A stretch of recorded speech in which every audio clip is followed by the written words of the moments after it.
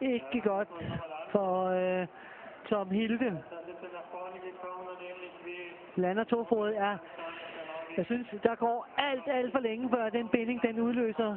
Og jeg håber ikke, at hans knæ har fået for meget vrid der. Der sidder altså en udløserbinding på. Det er sådan lidt en, jeg skal sige, kaldt en modificeret... ja, heldigvis så er han altså fremme på knæ, der da vridet kommer. Det betyder altså, at der ikke er så stort igen. Og det er altså ikke super sjovt at stå der som værende den øjeblikkelige førende, og så se sin holdkammerat ryge på trynen der. Så tror jeg, at man hellere ville ønske, at han bare havde slået ind i konkurrencen. Og han får i hvert fald en ordentlig gang hudafskrabning der i ansigtet, hvis det er det mindste, han kan se. Men det ser ud som om, han ikke rigtig holder hovedet op der, får slet ikke taget fra med hænderne. Og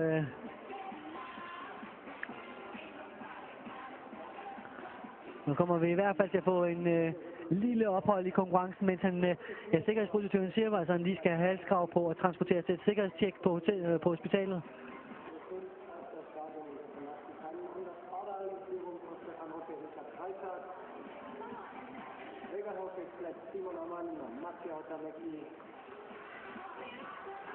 Og vi mangler altså kun 9 hopper i at få den her runde helt gennemført. Og der er ingen tvivl om, at for de efterfølgende hopper her, de sidder jo altså oppe i varmestuen og følger med, hvad der sker. Og der kommer altså en meget speciel